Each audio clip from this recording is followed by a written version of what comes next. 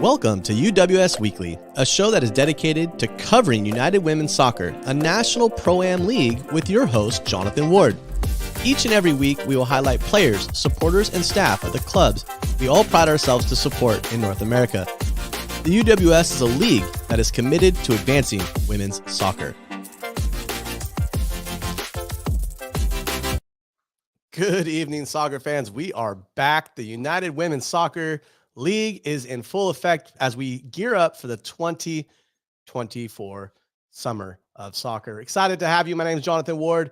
I am the Director of Marketing for the UWS, and I am excited to have this opportunity this evening to share one of our newer clubs, but also kind of recap some of the things that have happened this past summer. We have not had a show since the national championship that saw the Michigan Jaguars winning PKs against the host team, Santa Clarita Blue Heat, who put on a great national championship weekend in Santa Clarita, California.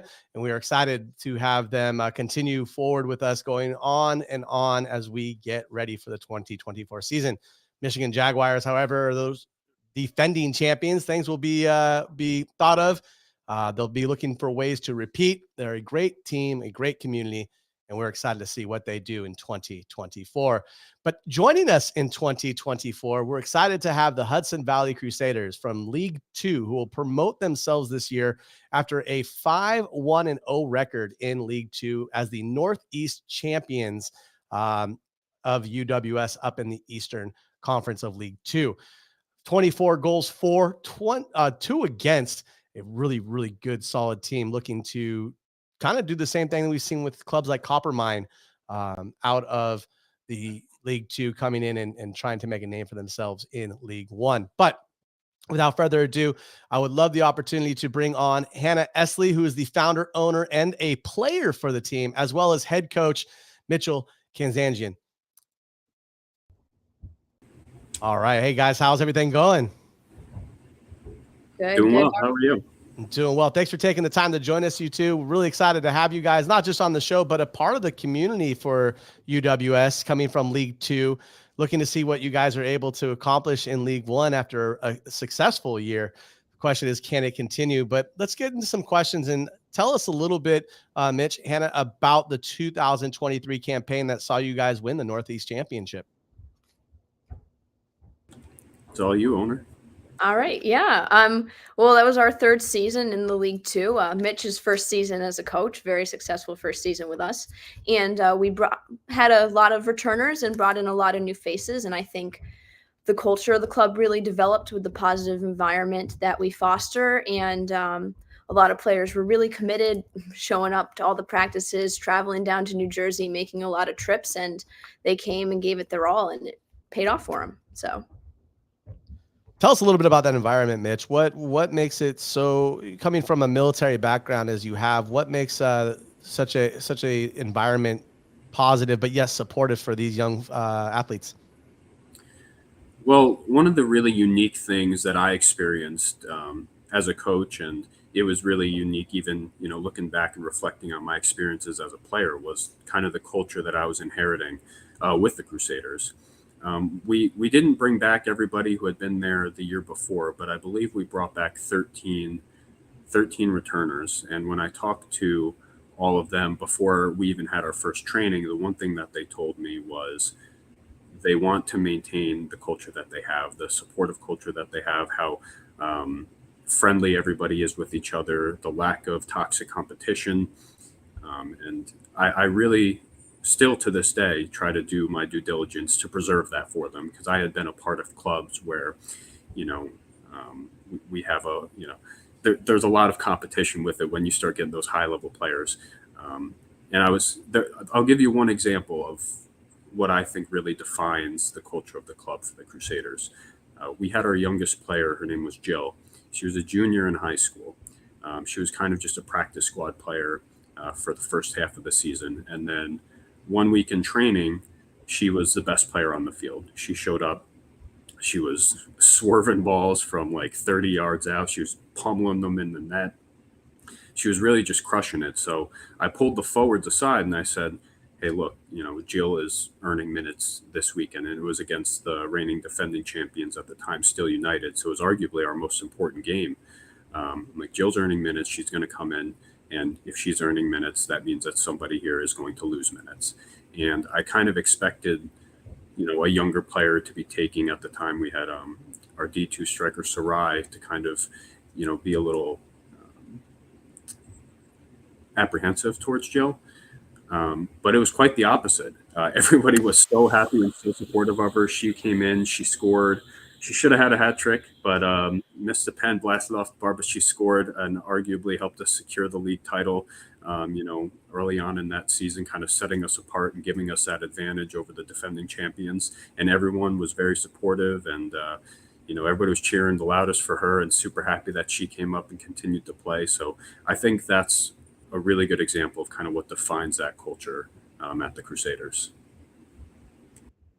Sounds like a culture that kind of just influences each other, right? You're kind of building off of the ability of others, and as they get more and more comfortable, it just manifests into more in what you're capable of doing. League Two, Hannah, the last 2 years or 3 years now, what excites you about moving up to League One in a conference that is full of great teams? You've got Lancaster Inferno, you've got Copa, you've got Mutiny, you've got Sporting Connecticut. What's the momentum that you guys carry into this year? Yeah, I think this was kind of the goal from the start, to continue to build something and to reach the highest level that we could. And I think we have a really good momentum. With the championship, we gained a lot of interest and a lot of support from the community, which is huge. And a lot of our players, as we said, have had a positive experience with the culture, so they want to come back. They want to compete with the next level. And I think because we have that community, and I've been able to develop a relationship with the players. When we announced it, it was exciting. It felt like something everyone was a part of. And so I think when we carry on that championship energy, I think we're going to come in and make a statement. So It'll be exciting to see the statement. But you think about what is in front of you. Obviously, you've got some great teams. Is there a team that you have that's penciled in that you kind of look at as a rival? Could it be Copa, who you guys have seen a couple of times? Is there a game that people need to get that red Sharpie for the 2024 summer of soccer? Yeah, I would say Copa. We've been competing with them for the past 3 years, or Albany Rush. They're probably closest in proximity to us, and we played them this past summer. Nice. What interested you, Hannah, in starting this club and giving and allowing UWS to be that league for your environment? Yeah. So this was 2021, which was the inaugural season of the League Two, and I saw a couple teams popping up here and there across New York State, but nothing had come to the Hudson Valley, and kind of this level of soccer was pretty new nationally. And I was just like, the Hudson Valley kind of needs something like this. And as a player myself, I was like, how awesome would it be to have something like this for myself and for my friends and for other people my age? And so I was like, I mean, no one else is making it happen, so I'll make it happen if I can. And the UWS was able to make that possible, which was great. Mitch, joining this club, coming from Colorado, what was the experience like for you in being a part of the club this past summer? It was, like I said earlier, it was a very unique experience, just kind of having that culture with the club and kind of getting able to inherit that. But it was also my first season coaching at, a level, a competition level this high. Previously, I had worked a lot with youth. I had done some scouting. I had done some coaching for high schools. And it was really an opportunity for me to come in and learn how to be a coach at this level from the players. I'm huge on player feedback. And, I think one of the first things that I said to the team was, hey, this is my first season doing it. I fully expect to learn as much from you as I hope you can learn from me. And I learned a lot, and I expect that I'm going to learn even more this upcoming season. We're bringing in some great players for the League One program, and I hope to kind of absorb some of the lessons that they learn and hopefully be the coach that they expect to be at this level. Hannah, what is the overall model of the club, and how does a coach like Mitch fit that model? Yeah, I think our main focus is, again, to harp on this positive culture and to really make it player centered. Our main focus is to help the players grow not only as athletes, but as people, and to provide them with the best opportunities to be seen. And I think moving up to the League One really does that here in the Hudson Valley. And I think Mitch fits that perfectly because Mitch, again, like he said, he's willing to grow, and by showing that himself, I mean, it sets a great example for the players. And along with that, Mitch is dedicated and willing to do what he needs to help the players grow the most. And so, Mitch has conversations with the players. What would you like to get out of the season? I know he had a lot of conversations like that before last year, and he's having those conversations again. And I think that helps to reinforce the model of making it about the players. It's not, okay, well, we need you to come and do this. Well, what would you like to get? And I think Mitch does that perfectly. Mitch, we have a question that came from Facebook here. What are y'all looking forward to most of all entering League One from League Two? What interests you the most here? Winning. Fair enough. That's what I'm looking forward to. I think it's easy to use an inaugural season as an excuse to just say we're going to show up, get our feet wet, and compete. When I'm out recruiting and talking to players, one of the most important things to them is winning. And that's one of the most important things to me. On top of having that positive experience, I think you're able to do both. I think you can win and have a good time without, winning and being miserable while doing it up until the point that you win. So I look forward to winning and providing that winning culture that's both supportive, positive, and, sets that standard for all the other kind of teams in our area to kind of look up to. How do you prepare yourself, and what is a goal? You say winning, obviously everybody wants to win. I think at any level winning is important, not just for, each individual, but as a team and a culture. But what is the goal for your inaugural year in League One? For me, it would be to win the national title. I mean, I would say, all right, good for that. We'll see if it happens. I know the players that we're bringing in, and I know their expectations, and they know my expectations. I want to come in and I want to win a national title. Fair enough. I'm not going to argue with that. I think it's a good goal to have, and it's something to definitely put on a bulletin board. But it's also a potential bulletin board for other teams that are wanting to play you. I like the strategy here, Coach. It's a good one. I mean, I get plenty of bulletin board material from other teams as well. I'm sure they're going to take some stuff from us. And, I'm sure in League Two, we're going to get the best from everybody there as well. And I fully expect that. I think that's kind of how we make women's soccer better. We allow that competitiveness to be out there. And, the players are competitive. Everyone that I've talked to, it's one of the things I look for when I do my pre-screening interview to all the players. I ask them what they want to get out of it and what they expect from us to be able to provide them. And the one thing that I look for is a player saying that they want to win. And we got a lot of players coming in that want to win. So hopefully we can. Well, we're going to take a short break here to talk a little bit about the United Soccer Coaches Convention that's going to be happening in January, Anaheim, California, January 11th through the 14th. It's the countdown to the pinnacle of soccer learning. I don't know if you guys have ever been to one of these conventions, but they're awesome to be at. This convention can be in Anaheim, California, so the weather should be good. Should be sunny and warm, maybe high 60s. We'll see. It's better than being in New York where it's probably snowing right now, and you never know. But it's an amazing experience. This year we have some of the biggest names in soccer. Leonard Griffin, who's the head coach for men's soccer at Cal. We've got Carla Thompson, who is with the San Diego Wave FC, and Randy Waldrum, who's the head coach of the Nigerian women's national team, will be there. And on top of that, you get to engage in immersive field sessions that cover topics from transition tactics to the evolution of goalies. The business of soccer in the exhibit hall, you can see many of the different displays. VO will be there.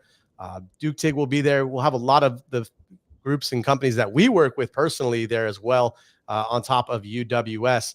Just so everybody knows, the UWS is going to have a promo code. It's going to be UWS24.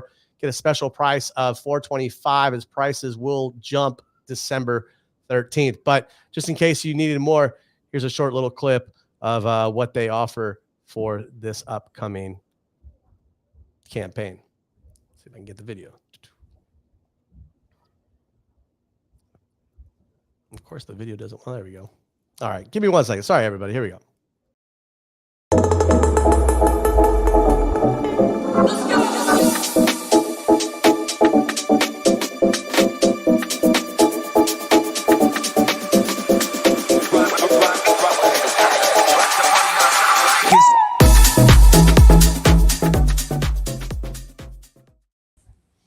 So make sure you join us live in person in Anaheim this coming January. Looking forward to seeing many of you joining us as well, because we will have a booth there for the UWS.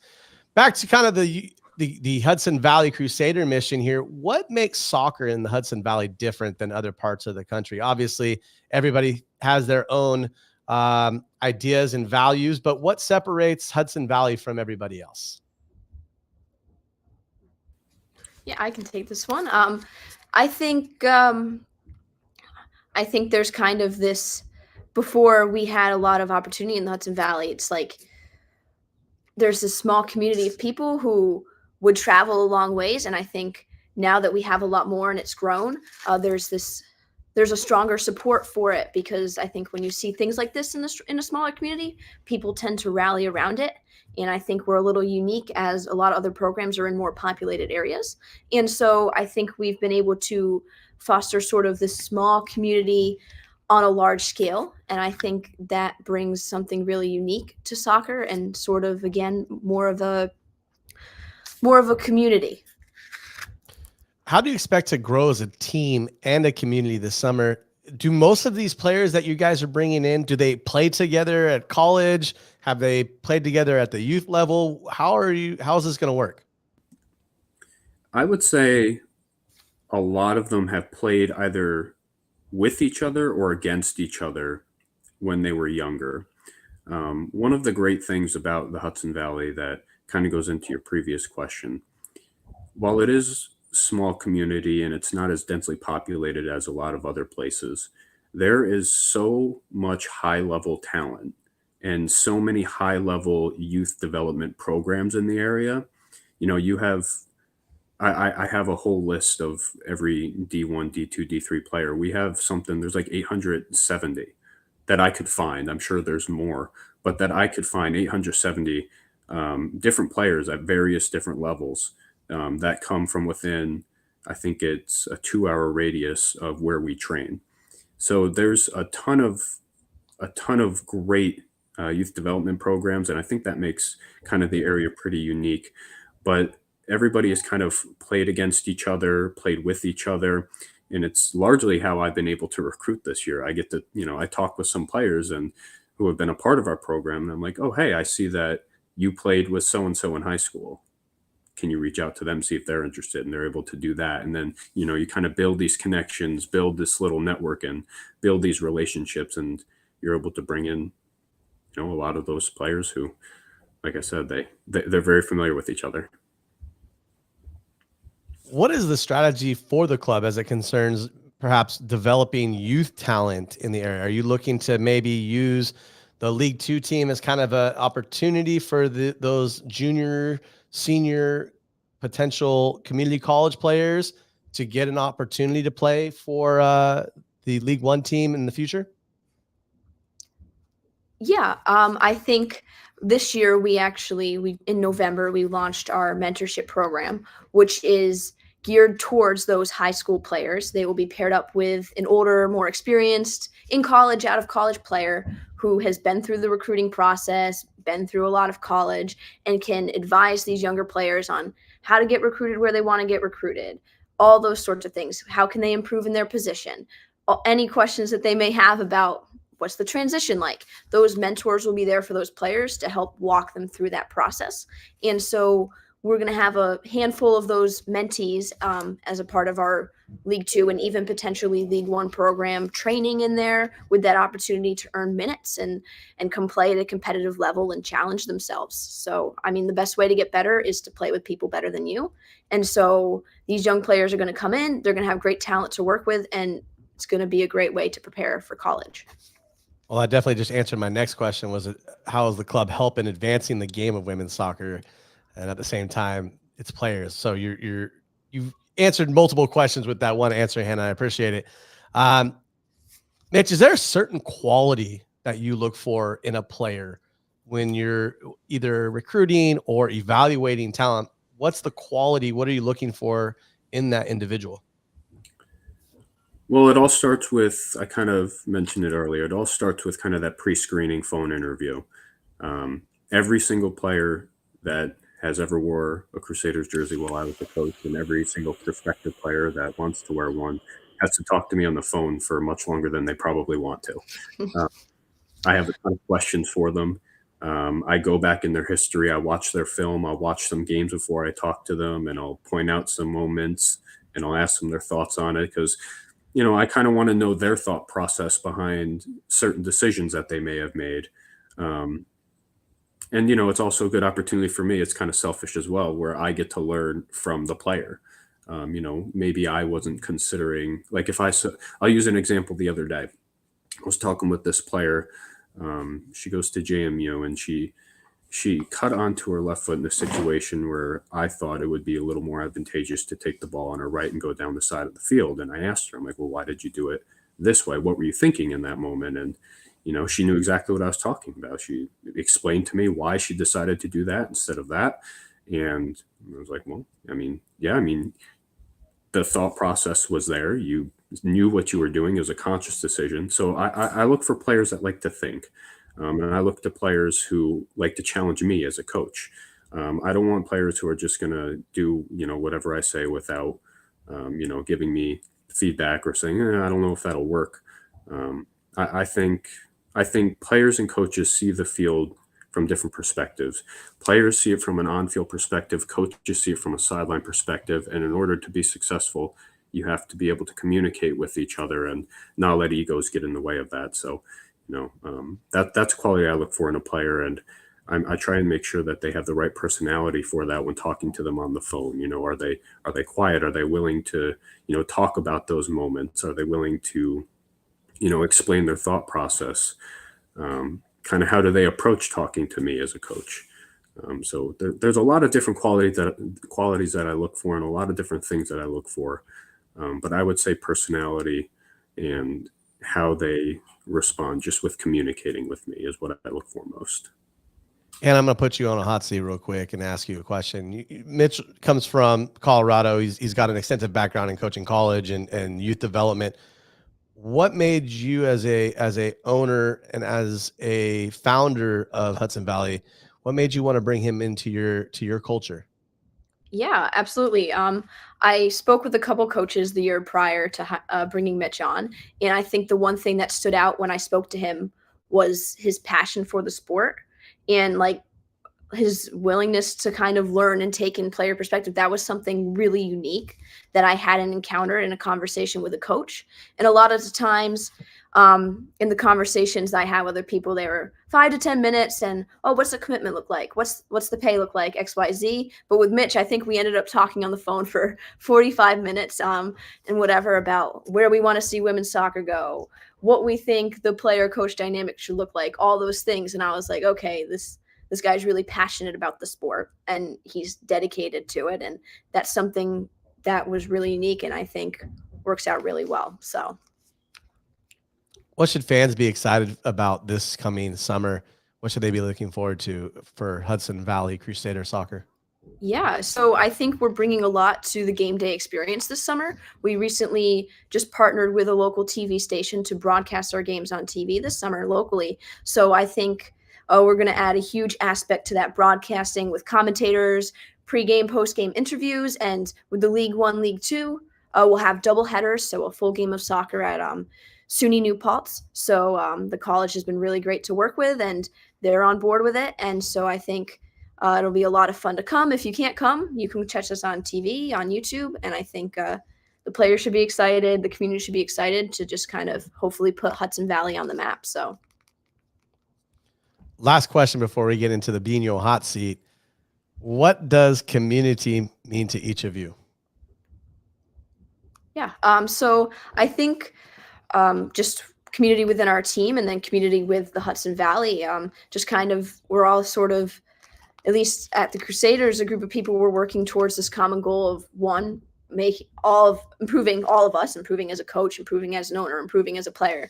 And so we're all kind of committed to pushing each other and supporting each other and helping each other grow. And then as a community, I think our Hudson Valley community, New Paltz community, we received a lot of support from the town board, from the college, from a bunch of local business corporate sponsors. So I think not only do we have that community within just our team, but we have a community within New Paltz and within the Hudson Valley that's committed to supporting this and supporting women's soccer, which is really huge as that continues to grow. So when I think of community, I think of what I expect and what I want to foster for my daughter when she grows up.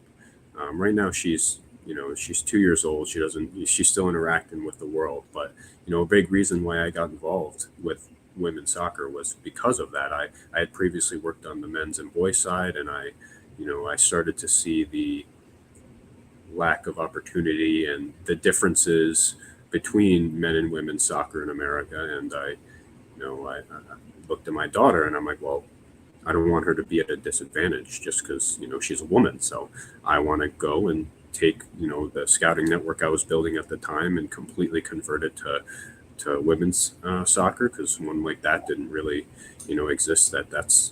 It's that comprehensive.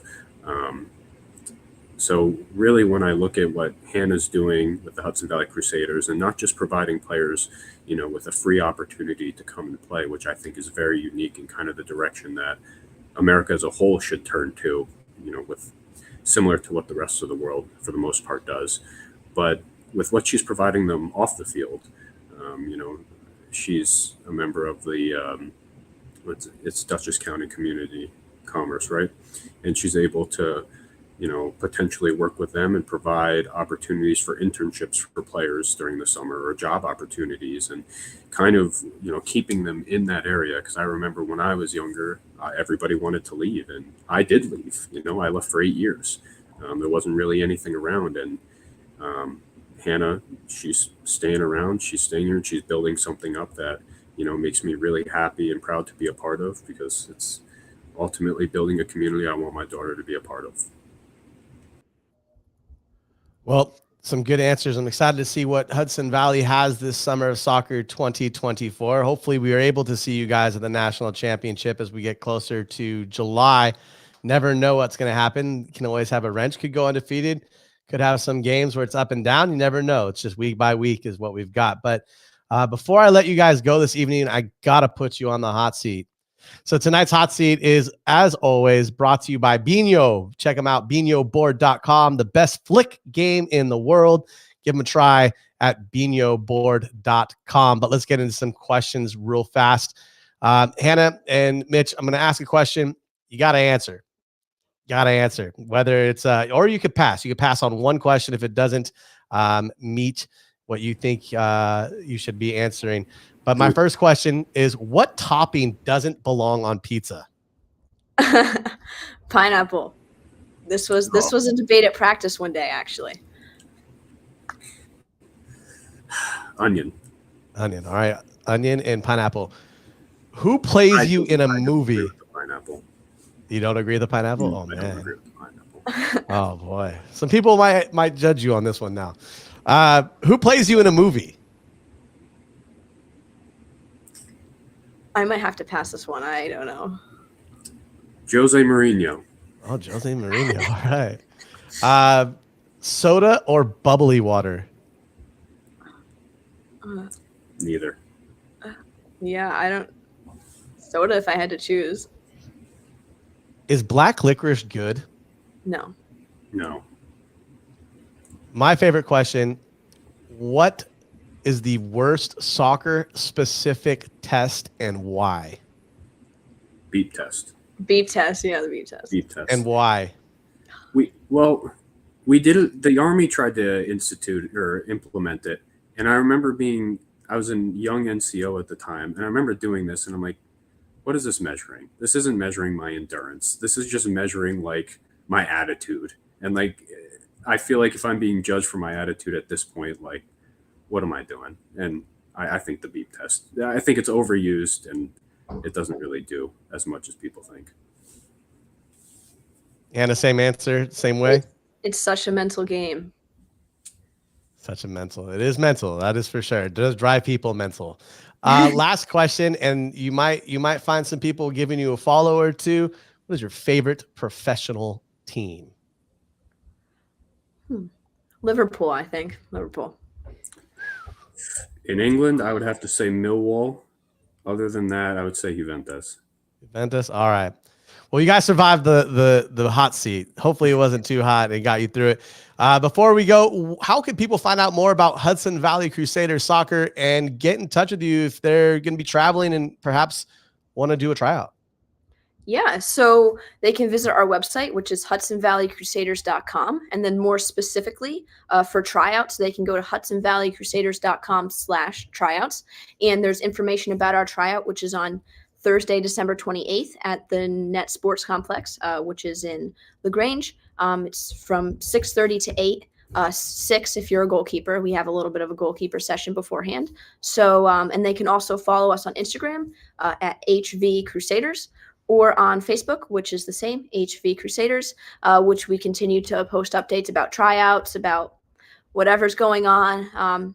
And then again, we will be streaming on YouTube and on local channel 23 this summer for those who want to support. Awesome. Well, I'm excited to see what happens. Excited to see you guys coming up, hopefully at the AGM here in a couple of weeks. And we'll be chatting with you guys soon. Sounds great. Thank you. Awesome. Thanks for joining us tonight as Hudson Valley Crusaders joins us in League One for the 2024 season after a successful 3 years in League Two. Until next time, everybody, cheers and have a good rest of the evening.